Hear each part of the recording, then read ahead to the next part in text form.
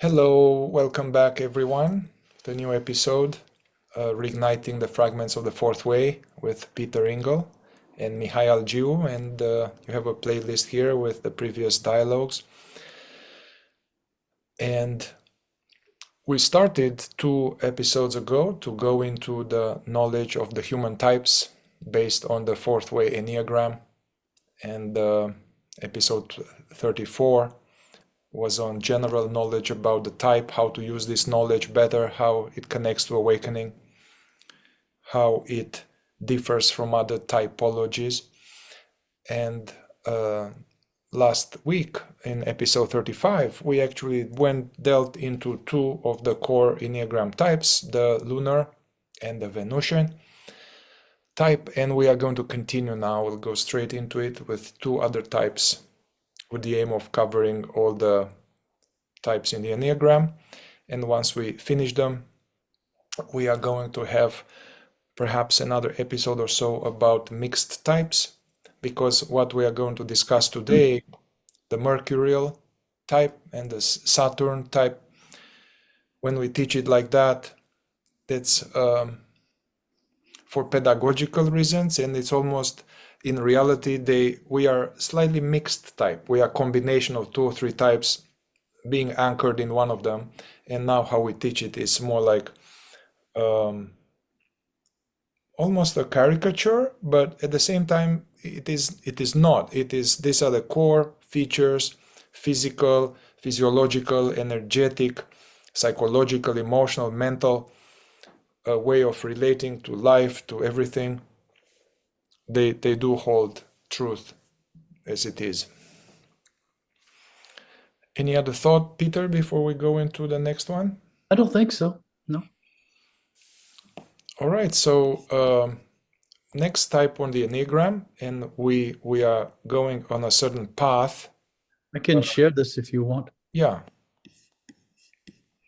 a certain path, a certain the types on the enneagram, they don't mix arbitrarily, and they follow a certain trajectory. And we started last time from the moon, the lunar, going down towards the Venusian. And today we are going up on the enneagram to Mercury, the Mercury type. It's an active, masculine, and negative type. And it's interesting to consider some of the ancient cultures like Greek and Roman. They perhaps used some of their gods or their famous gods as a way to portray some core psychological human components. And in those mythologies, Mercury or Hermes, in Greek and Roman mythology, they represented the Mercury type.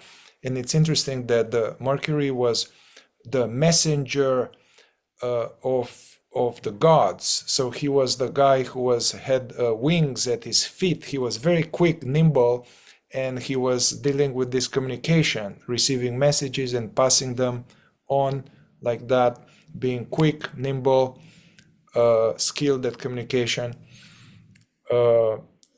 The other mythology, Hermes, was supposed to be a protector of commerce, trade, and thieves, which is interesting. And all of this that we mentioned so far, being quick, being nimble, being good at communication, and quick-bodied and quick-witted, these are core tendencies or features of the Mercury type, as well as this being entrepreneurial, being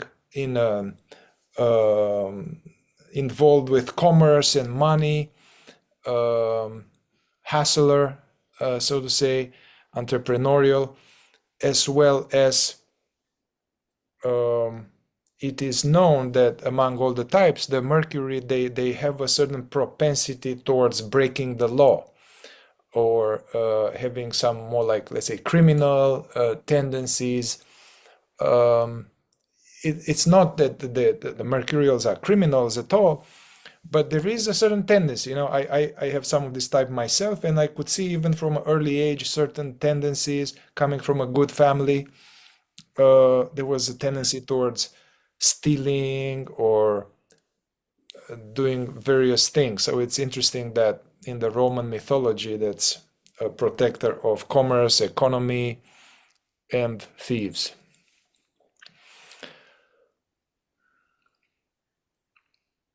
Any thoughts from here, Peter? I always have appreciated being able to look at the types when learning about them, to see the parallel. Again, we've mentioned it before, but the parallel between the planet and the gland and the body type and the psychology and behavior of the body type. And in this case, Mercury is the smallest planet. And the mercurial body type, in most instances, is a small type. It's rare to find a mercurial type, a mercurial male over 6 feet tall. I mean, there are exceptions, of course, to this. There are exceptions to all these things we're talking about. But in general, mercurial is a smaller type, a pure mercurial type. Like the planet, and the planet is also very bright in the sky from Earth. It's very near to the sun. It orbits the sun very quickly.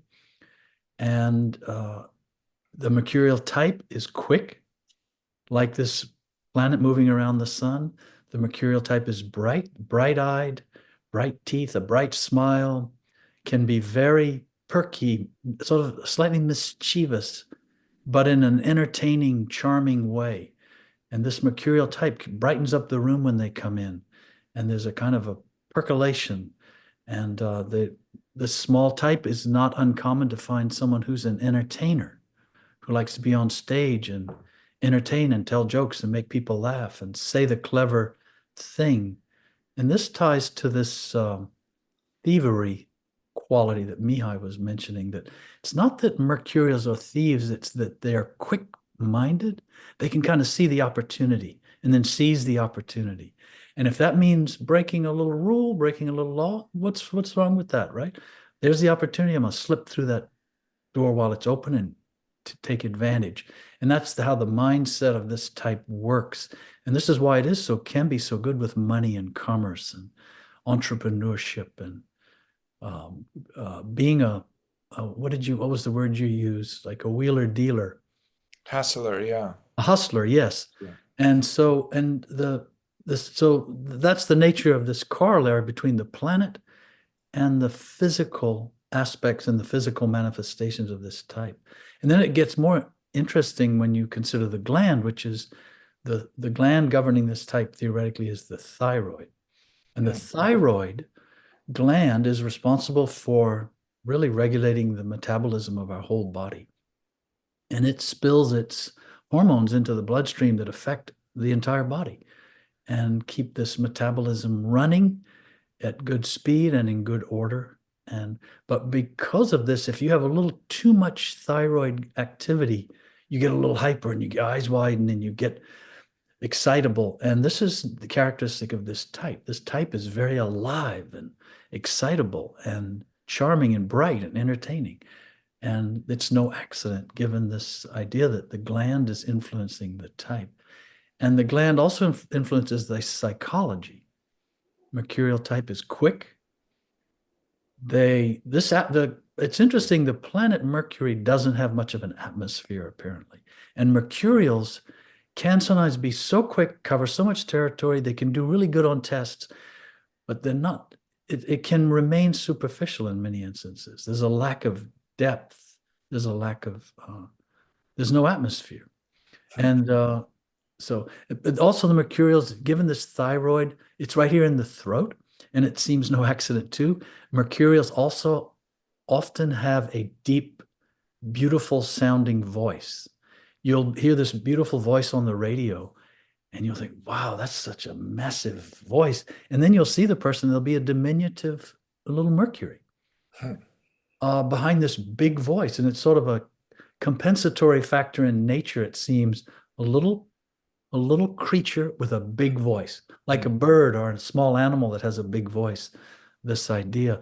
So they go hand in hand. This mercurial type is small, but has this beautiful sonorous voice, big voice. And they often are said to have thick hair, bright eyes, nice teeth.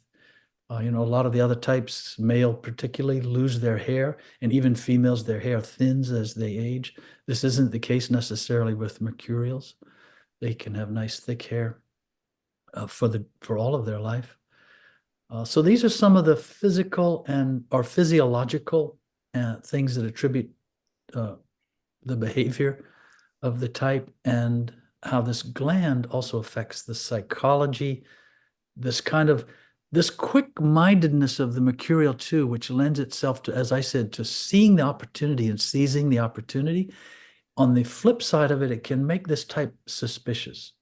They are themselves naturally conniving, and so they're kind of looking at other people, and they're just can be suspicious of other people because they're suspecting them of not wrongdoing, but maybe they're trying to slip through the door and gain the upper hand and seize the advantage.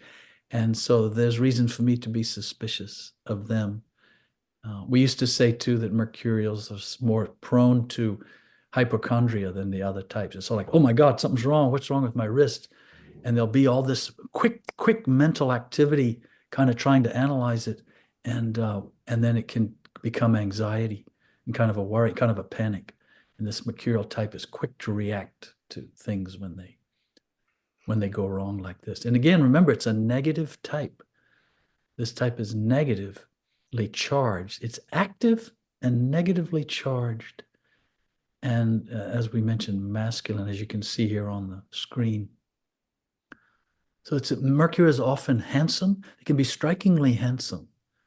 Their facial features and their hair and their teeth and their bright eyes and they're often pleasing to see, to look at. But you wanna watch yourself around them. They can be sneaky. Yeah, I They're guess. good entertainers. Sorry, go ahead, Mihai. Yeah, I want to say some more on the to help with the recognition. So small to medium frame, slender, wiry, athletic, tend to be more darker hair. Usually, of course, depending on the culture. Um, Nimble, quick eyes. You can see this kind of very alertness, scanning the environment, like quick to scan, and they have many thoughts, quick eyes, quick ideas, patient.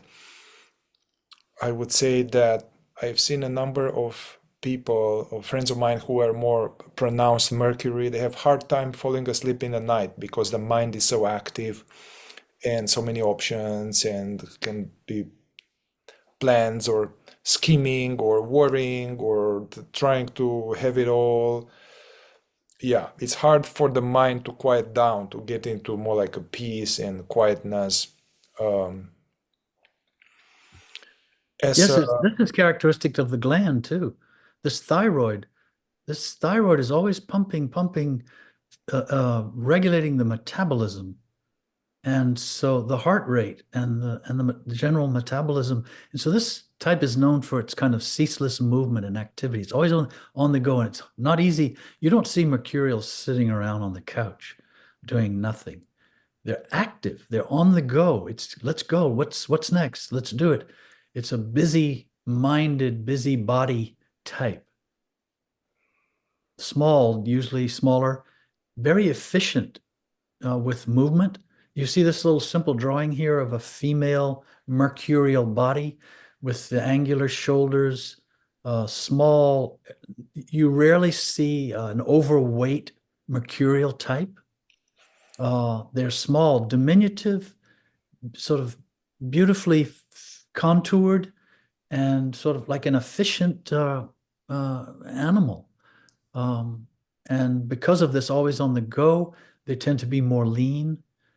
Doesn't mean you can't have some fleshiness and a little extra fat on you if you're mercurial, but by nature of the type, its essence, in essence, this pure mercurial type is moving too often and too efficiently and with too high of a metabolic rate for it to gain weight.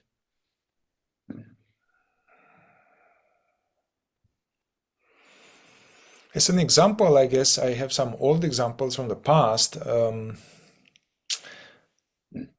Charlie Chaplin, Audrey Hepburn, this kind of smaller frame, beautiful features, quick, witty, smart, charming,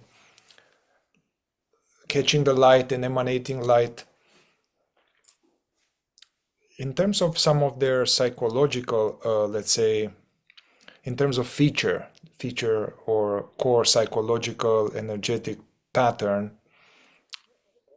and that's where we, these features are some tendencies that come in essence, so they are innocent and pure in essence, some mode of being, some peculiarity, but as we are asleep and our identity is in the false personality, these patterns, they become a core weakness or core where we are most automatic and compulsive and most identified in sleep. So their propensity of the Mercury is towards vanity and towards mercurial power. We had a set of talks in the playlist where we go in all these features, but there are different types of power. The Mercury, there can be this kind of head-on martial power, we'll see that later, or jovial, mothering, taking care of, leadership power. But the mercurial, there's this power that has a more of a manipulative nature. It's hard for them to be straightforward. They are avoiding conflict. It's interesting also due to the size. They are smaller size, so their strength is not confrontation, but it's more like avoiding confrontation and having the battle in the battle of the wits, being quicker than other types and being smarter and finding a way to get that opportunity or to pull some strings in a way that they end up on top. So this mercurial power, manipulative, a little cunning, a little sneaky, a shadowy presentation of Mercury, I would say, is the character Iago. I was just thinking that as you were about to say that. Yeah. Yeah, that Shakespeare captured this type forever, almost perfectly in that character of Iago. In Othello, the play Othello. Yeah. And in terms of, and in terms of the other feature, vanity, so there is this kind of active vanity in a sense that feeling the active vanity of the Mercury feels actively of being maybe superior or better, or just because one is quicker, feels like it's smarter than other people. Other people are slow, they are not intelligent enough, they are not beautiful enough, they are not nimble enough, they are not theatrical enough. So since it has all of this quickness and also talents and skills, it may feel tendency to feel better. I'm better, superior. It's a superior type, better, and also wanting to have that fed back. So they like to be in the center of the attention. They like to be on the stage. They like to have something to say. They like to feel important, to be considered important. That's vanity, active vanity, as opposed to the deficient, not good enough, not worthy. This is a very interesting, we're talking about vanity and power with this type, because there are other body types that also manifest vanity as a chief feature and or manifest power as a chief feature. And it will be interesting as we go through to distinguish between these, because there are different forms of vanity and different forms of power. And as Mihai is saying, the mercurial type is wanting this affirmation. It basically wants to show off. The other types of vanity and some of the other body types, it's not a showing off so much as it is self-congratulatory, self-aggrandizing for itself, not necessarily to get the affirmation back. Mercurial type likes to be funny in order to be laughed at and received, to be recognized as being clever and being funny, being intelligent. So these are nuances, of course, but it's an interesting study. When we say vanity, it's not just one flat thing. It's a theme, and there are many variations on this theme in the different types. And each type manifests some kind of vanity, actually, in order to sustain this feeling of I. And it can be a positive or a negative form of vanity. It doesn't matter. It sustains the feeling of I. But it's very obvious when in the mercurial type, and so it's a good way to see this feature. I guess some other potential feature would be that you alluded to this not going into depth, being so quick and so talented. They get a lot of mileage through their quick intellect and looking good, appearing smart, making a good impression, being recognized, and they may, yeah, not go in depth enough in something, staying at a shallow, superficial level. And yeah, I think the key word of the mercurial vanity is wanting recognition. And even the power that the Mercury manifests is kind of like that. We used to say that if you could line up all the body types and have them walk into a room, the mercurial would be the loudest. You hear them, their steps when they walk, and their voice and their energy. It's a big energy, which is in contrast to a small physical body often, or a smaller physical body. It's again a compensatory thing. They're making up for lack of physical size with a booming voice, loud walk, active demeanor, demonstrative demeanor, and but in a way that's, as was said before, in a way that's charming and entertaining. I do have some pictures here, Mihai, of some, just well-known people. These two gentlemen on the left are Chris Rock and I forget the other comic. They're both very, very funny. In fact, the other gentleman in the bow tie, he's also a comedian, very funny. Tom Cruise, the famous movie actor. That's Simone Biles, the gymnast. She's petite, but she has these bright eyes and those shiny teeth, and she's broad-shouldered and very active energy.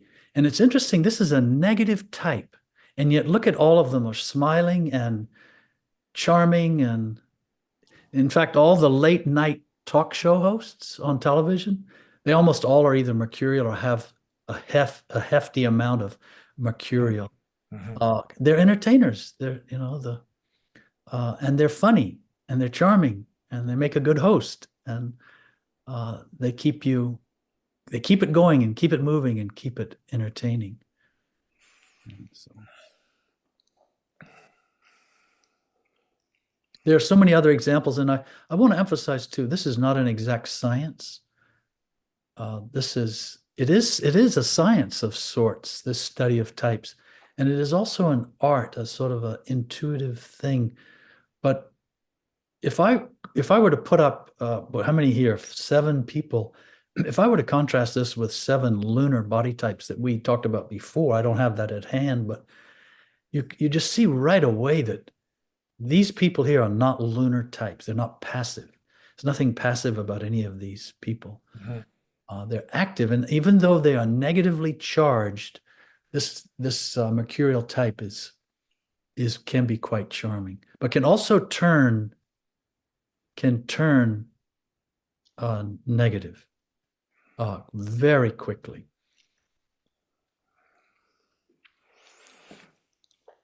I guess in terms of their areas of work on themselves, if one is Mercury, definitely find there can be a strong tendency to be in imagination. I mean, for all types is like that, but because they have so much fuel and so much quickness, it can be running many hundreds of miles per hour about anticipating the past or planning the past or anticipating all kind of problems and how would the people think of me. And so I would say strong imagination, inner considering, connected to the vanity and kind of having this compulsion of coming out of oneself, just being some kind of show, to have a show, to be seen, liked, admired, recognized, or feel okay. So that's something to keep an eye on and be less dragged by all of these forces. Also, the tendency could be a tendency towards out of integrity and taking advantage of people and lying. Yeah, lying and hiding. I would say it's for personal interest, lying and hiding in order to avoid getting into trouble or in order to get something. That will be for the Mercury the quickest way to get what I want is to hide and lie, basically, rather than go through the other channels. And that is creates stress, creates a strong sense of separation, and one is in out of alignment. And if we could strip away the behavior, the outer appearance of behavior of the types, and go behind and look into the psychology with very transparent lens. This is why it's useful when you hear about these types to think about yourself. It's one thing for us to describe this and then you can say, oh yes, I know people like that. That's how they appear. But if you are a mercurial type, you know that inside your mind and inside your body, things are racing. As Mihai is saying, many thoughts, what the fourth way calls many eyes, can happen consecutively in quick order. And this creates this suspicion and this one delay. What do they think? I better say something quick. I better respond. I better make a joke. I better look. I don't want to get caught. And then it's, I wonder if I need to do that. It's, if you're mercurial type, your mind is racing. If you're a passive type, it's not like that so much. Your mind isn't racing. It's sort of stuck. It's sort of, you're in a quagmire psychologically. You're thinking slowly. You're delving more ponderously in your psychological world. This can't be seen by others, but we can see it inside ourselves, which in itself is very interesting. We can see this non-physical psychological realm in ourselves at work, and no one else can see it. But on the outside, they see this behavior. So we can recognize behavior in ourselves, of course, and in others, but the psychological side is really for personal self-study, to go deeper and deeper inside and see what are the governing principles in the way I think, the way I view the world, the way I respond to the world, and the way I feel about myself. Because what happens is our consciousness, our awareness forms itself, it attaches to and forms itself around this body type. And then we begin to experience ourselves as a feeling of this is me. I am smart, I am handsome, I am quick-witted, I am good at business, I'm an entertainer, I can get things done, but I'm also suspicious and I have lots of thoughts and I'm always on the go. I can't keep still. I'm fidgeting. I'm restless. And to be able to see all this and understand this is due to body type. It's happening to us. This formation of this feeling of I is happening to us by virtue of the physiology and psychology of our type. This is where this knowledge is so profound and so powerful and so useful the more you get to understand it. Their maximum attraction, because on the enneagram, all type, they have some kind of maximum polarity, is with the jovial, because it's being the polar opposite. So you may sometimes see like a wiry, smaller frame, very charming, active male, like an Italian type, so to say. The Italian man is the smaller, handsome. Also, I forgot to say they like to have goatees or really polished kind of facial hair. And also they may like to be fashionable, this goes with vanity. To be liked and special. So you may see a man like that with like a larger, rounder, jovial woman, or the other way around. but that's their maximum attraction. They somehow they go well together. It's almost like the Jupiter jovial we'll go into it. We didn't go into it. Yeah, we'll go into it later, but it's more We like did a it in our mother. introductory video, yes. That's Yeah. why I brought up this screen to show on the opposite side of the enneagram is this positive, passive, feminine type, the jovial type, in contrast to its complete opposite, a negatively charged, active, masculine, mercurial. And so they are naturally attracted to one another. It's a mechanical attraction based on type. Hmm. This is why there is, you see, there's someone out there for everyone, Yeah. so to say, because of this law of types. And they may have difficulty being really close or friends with the martial type because they are actually pretty similar to them. But the martial, they are more like direct, powerful, almost intimidating, confronting. So their two types of power, they clash with each other. So they don't seem to get along. They don't are yeah are not very smooth dynamic together. Yes, especially because they're both negatively charged. Of course, they're both active, both masculine. You can see that the Venus and the Jupiter are both passive and positive and feminine, but they can, because of that passivity and positivity, the positive charge, they can share sort of the environment and the space, both physically and psychologically. Mercury and Martial is not so easily the case. In the case of a pure Mercury and a pure Martial, Yeah. just by virtue of this polarity, this negative polarity.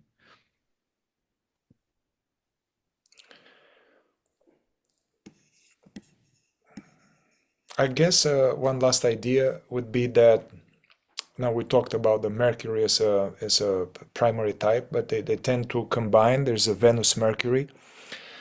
And so a Venus Mercury, if somebody is a lot of Venusian but has some Mercury, that will activate some of the passivity, the so-called softer, mellow, chilled non-existence, that if one has some more Mercury infused into it, then one will actually be more versatile and have these two sides, one more active and one more passive. So one will have a Venus Mercury, and then the body will change also. Or one can be a Mercury Saturn, and we are going to go into Saturn right now. All right, welcome back everyone. We are going to the next type, the Saturn type. And would you like to start with that, Peter? Yes. Well, as you can see on this diagram on the screen, this movement toward the Saturnine type is still like the Mercurial type, active and masculine. Its nature, its chemistry, if you will. But unlike the Mercurial, the Saturn is a positive type. It's positively charged. This is kind of interesting because whereas the Mercurial is very charming, entertaining, and bright, although it's negatively charged, the Saturn, although it's positively charged, can be quite grim and serious and overbearing, as we'll see. But nevertheless, the polarity is positive rather than negative. And again, if we look at the planet and we look at the gland, the planet Saturn, of all the interior planets, it's the one farthest out. It's kind of looking over the entire interior solar system, looking down on it. And it has these large rings surrounding it. It's not easy to get to Saturn by virtue of these rings, just visibility wise. If you were there and you were trying to get to the surface, you'd have to go through all these rings. It's sort of a complex superstructure of a planet. It is one way to say it, maybe. And it's remote and inaccessible, or not easily accessible. And this is true of this type. By the way, the planet Saturn, when you include its rings, it occupies the most mass of any planet in the solar system. Jupiter is a bigger body of a planet, but when you add those rings and that that added dimension of the rings. Saturn is this quite enormous, overbearing planet and influence in the solar system. And the gland is the anterior pituitary gland, as you can see. Well, that was on the previous image, but this is the so-called master gland, meaning each of the other glands in the body, they secrete hormones that influence the physiology and psychology in precise ways. This anterior pituitary does that as well, but in addition, it can emit hormones theoretically that regulate the other glands. So in effect, it can dominate the operation of the other glands. And as we'll see, the Saturnine type is a tall, usually the tallest of the types, can be overbearing, can be kind of influence the behavior, the thinking, and the actions of other types. And it's like a parent. It's like a fatherly type, as we'll see. And again, this parallel between the physical planet, how it operates within the solar system and how it influences the other planets. And similarly, the gland, how it operates in the body. It's way up here in our head, this anterior pituitary, and it can govern all these other glands in the body and kind of check on them, monitor them, and make sure they're each doing their job properly. And this is often the case with Saturnine types, as we'll see. They're large, big hands, big feet, square jaw, kind of horsey, sometimes horsey looking men and women.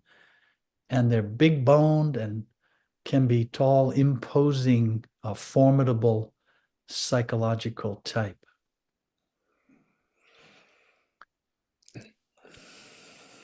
Yeah, so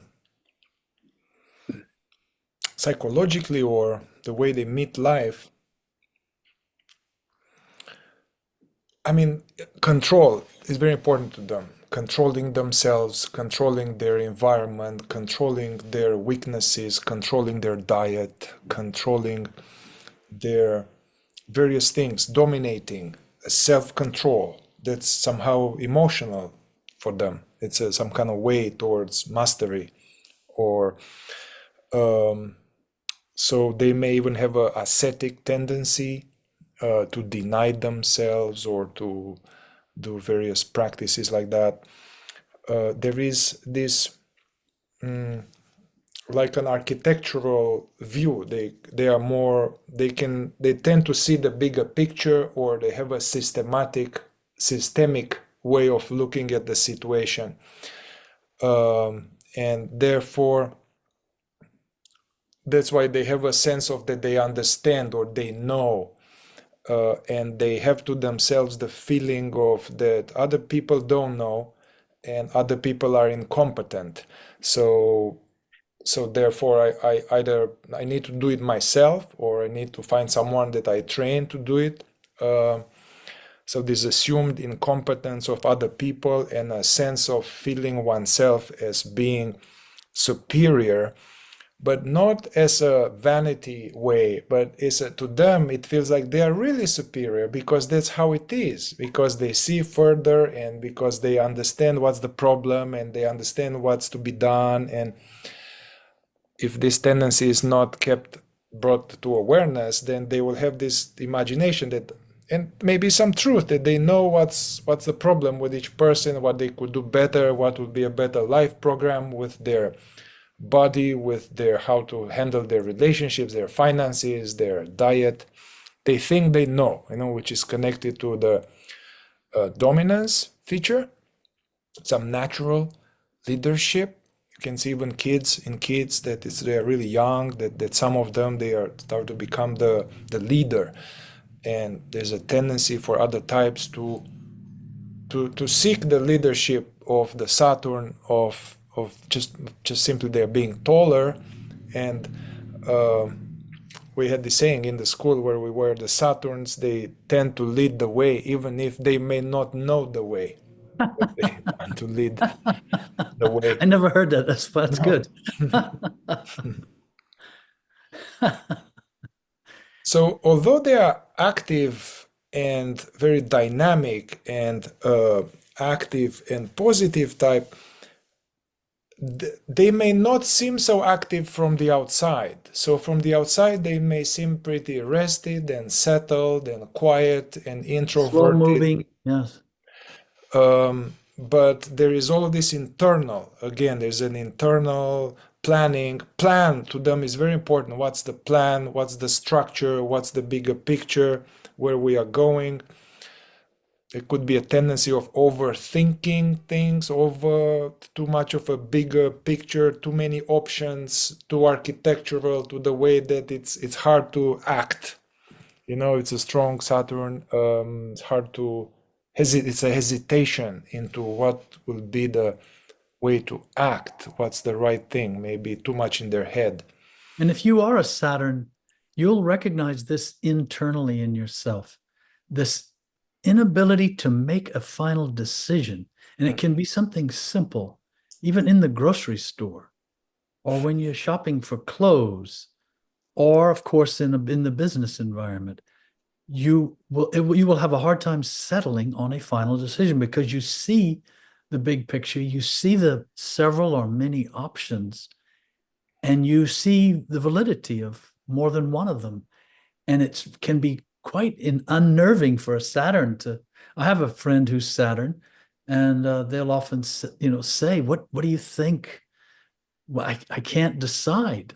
I see, but they it's almost painful sometimes for this type to make a decision, and they will keep others waiting.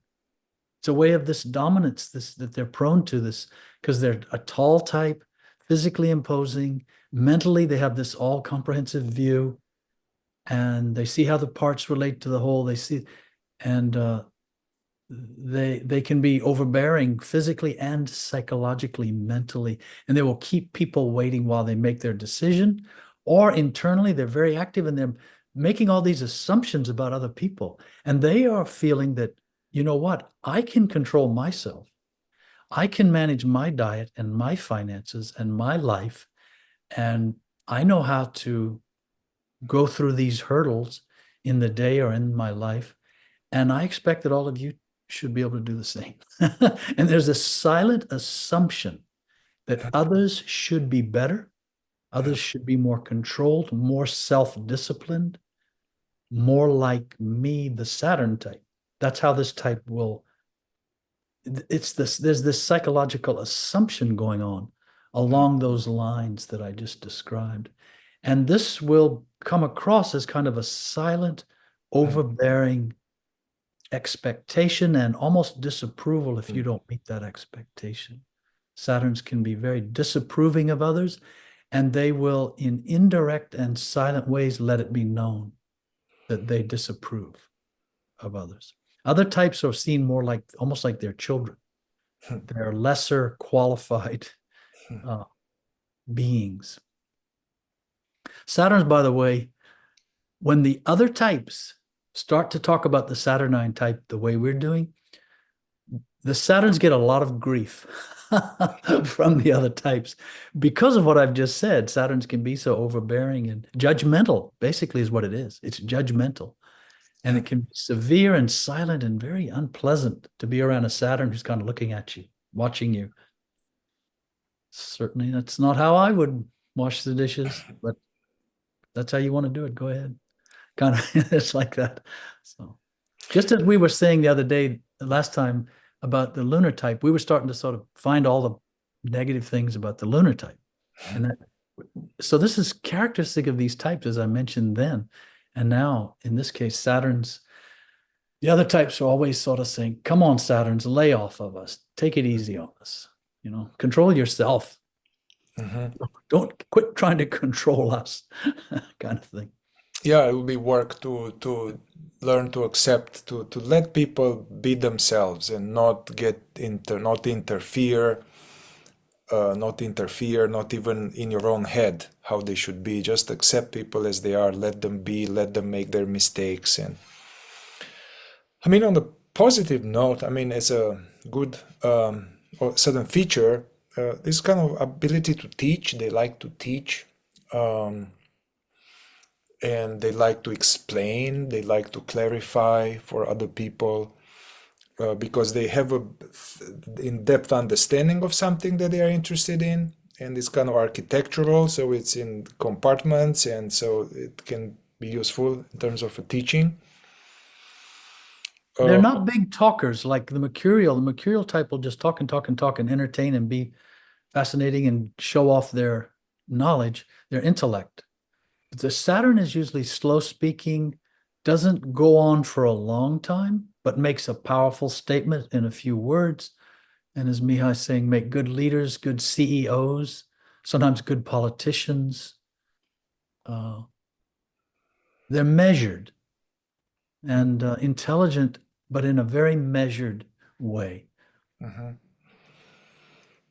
Yeah, I mean, if you go to these summits, or if you were to see them, these political summits, a lot of people will be told there.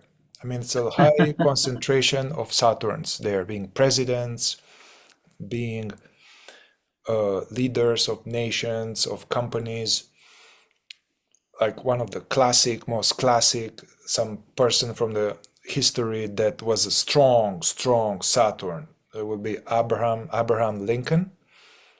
Um, I have some other pictures here that might yeah, help you, and he's among them. You can see Abraham Lincoln there on the top left next to Morgan Freeman. yeah. And you can see we went from this mercurial type, very charming and bright-eyed and quick-witted. And now the Saturns, they're more serious. They're positively charged, but look at these. You see the jaw, the angularity of the facial features, the long face, the square jaw, the severe look. Kind of, these are serious people, you could say. And they come across and they're imposing too. They're all, they look at you, they're in the room with you, and they can be very imposing, domineering, sort of all embracing with their mind and their magnetic presence, not their conscious presence necessarily. Saturns are not more conscious necessarily, but they'll sort of have this, they'll impose their dominance in such a way as to seem as though they are more conscious until you until you understand what consciousness is, and then you realize it's all type, it's all body type. This is all psychology. It's amazing, is it not? We're these creatures, and not only do we have a physiology like the animals in the animal kingdom, we have this thing called a psychology. And when you really start looking at it, it's astonishing. We have a psychology, and that's just a word, but we have this operation of these things in intellect and our emotions mixed with our sensations and our movements and our postures, the way we decide, the way we talk, the way we look at the world, the way we view others, the way we imagine ourselves and view ourselves, and the way we form this feeling of I. This is all this body type business, and it's amazing. And what we're seeing here with these images in front on the screen are how this psychology emanates through the physical body and through this energy. Look at this energy. It's so characteristic of this type. Long face, square jaw, angular features, very commanding physical presence, can be domineering, make good leaders. Uh, Yeah, some nobility to it mhm, somehow. This imposing, noble. mhm. Well, I guess some other tendency would be that I like to look at it like it's almost like you have a big ship. It's a big ship, and so I'm not going to change directions all the time. So it's a little hard to change directions, and it takes time, like like a big train, and it's like, and I noticed this thing like, well, I decided to do that. So I already decided to do that. It's almost like hard to change one's decision and to kind of change a big boat. Other tendency would be that they tend to have a routine. They have their own routine. like go to the same restaurant, they sit in the same place, and they order the same meal because that is what is deemed to be the best one. So why mess it up? Why take any chances? I know what I got. So there's this and which limits our possibilities a lot. It's good work for the Saturn to be open to new things, take a different route sometimes, even as a shock, as a conscious exercise. To be open to new cuisine, to be open. Otherwise, tend to be in a small, although they are big energy and big psychology, they are in a small track and kind of tend to be bland and kind of this serious, heavy, aloof, superior, and sometimes hard to act. So some is good work for them to after all the analysis and all of that to just act, go towards the martial, as you will see on the enneagram. We used to say that this type, it can be prone to dullness or Mm. grayness and plainness. They'd like to dress in dull colors, gray, not necessarily black, but they're not ostentatious. Mhm. They're not what's the word I'm looking for? Flashy, not Flashy. ambitious, not don't want to Not a stick lot of, out. you will see later there's a type that loves to wear lots of colors and fabrics and textures, and Saturnites are kind of drab. They're not the fashion experts of the world. And yes, they can have kind of a dull gray turning into inward, overly ponderous psychology and mind that can cause them to withdraw into themselves, into this big thinking psychological realm where there's so many options that maybe, none of these options are even worthwhile. Hmm. And it can become kind of pessimistic, even though this is a positive type. The Saturn can be pessimistic. And this is also becomes part of this judgmental dominance. And this lends itself too to particular kinds of negative emotions. Uh, Saturn is not an explosive type. It doesn't explode with anger. It more turns inward with judgment and disapproval. And it can feel, we used to say too, that this type can be prone to a form of self-righteous indignation. Mhm. I'm indignant toward you, all of you, and the world, and I You're am kind of right about dismissing, that. Yes, dismissal. dismissive, yeah.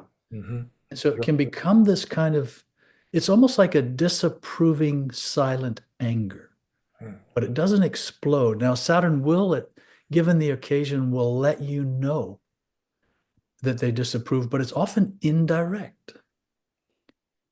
So when it comes to dealing with people and communicating with people directly, Saturns aren't necessarily good at that. They're so indirect and they can't quite go right at telling someone how they feel, telling someone what they think about what they've done. They will simply express their disapproval. Or they'll withdraw, remain aloof, and just hang on to their judgment, hang firmly onto their judgment of someone or other people, and then maintain what I mentioned, this self-righteous indignation. And that it will exude from them as this sort of deep, dark sense of disapproval and rejection.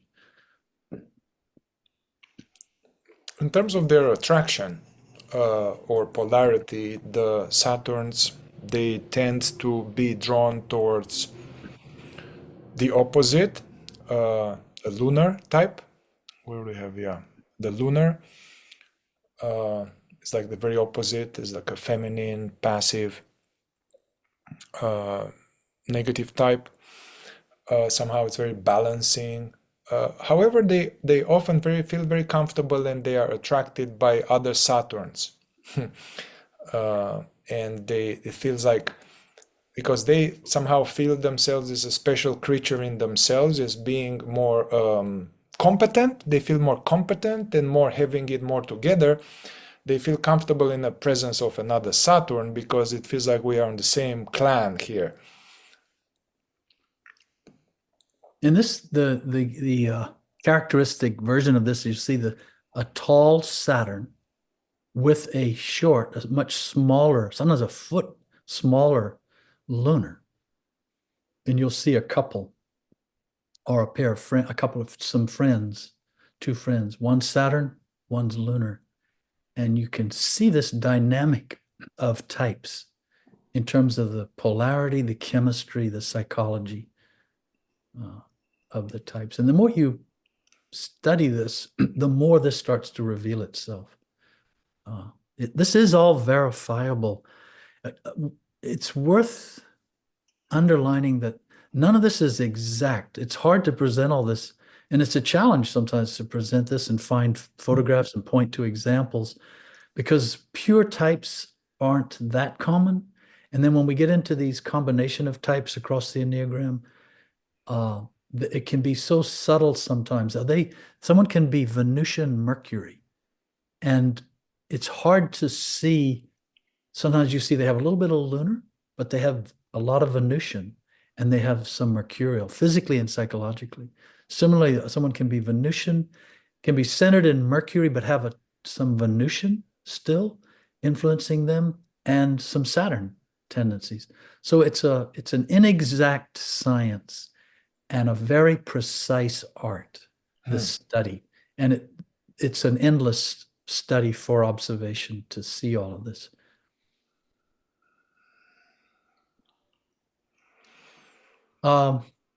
Yes, I showed the Saturn types here. And you see, again, this is the tallest type, just to be clear.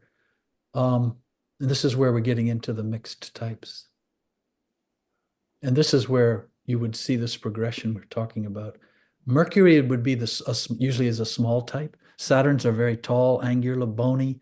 Mercury's can be broad-shouldered, narrowed-hipped, very efficient bodies, quick-moving. And then Mercury Saturn falls in between, both physically and psychologically. Mm-hmm. And I do have some examples here, Mihai, some pictures. You could see more. These are more Mercury Saturn types. These are people who have Mercury, but they're tending toward also having Saturn. Mm-hmm. There's still a glimmer in their eye. Mm-hmm. They're not quite that severe Abraham Lincoln look, but you can see they're tending in that direction, but they still have a twinkle and a glimmer.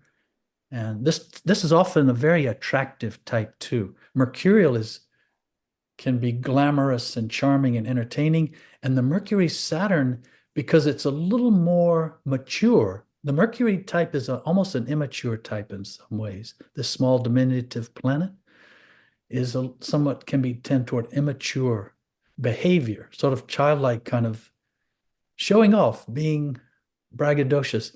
Now they're getting more serious, these Mercury Saturns, but they still have that flair and that charm.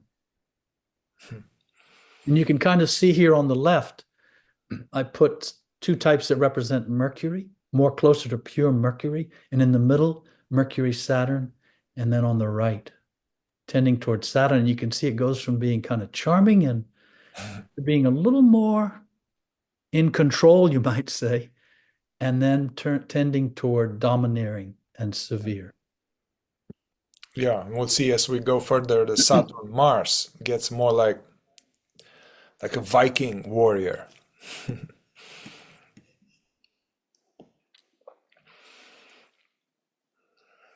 Well, I feel like we have covered here quite a bit what we wanted to cover for this, and so we encourage listeners to just see where you find yourself. You may find yourself in different, you just make some notes and where you recognize yourself. And then as we go through all the types in the mixed type, it will become more clear to you. You can bring it to us, especially if you are in our groups.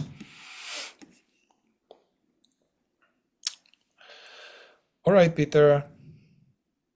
Thank you.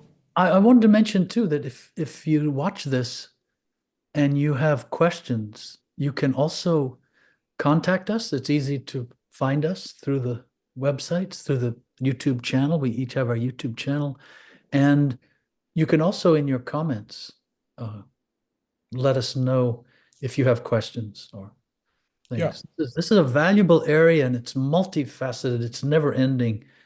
And so it's good to talk about it, not to assume one thing and then take these as definitions, but to take this as a starting point. We're offering all this as a starting point for self-observation and observation of others, and observations of how humanity operates according to the laws of human types, body types.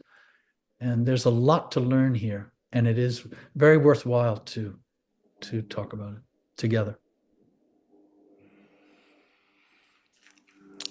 All right. Thank you, Peter. Thank you, Mihai.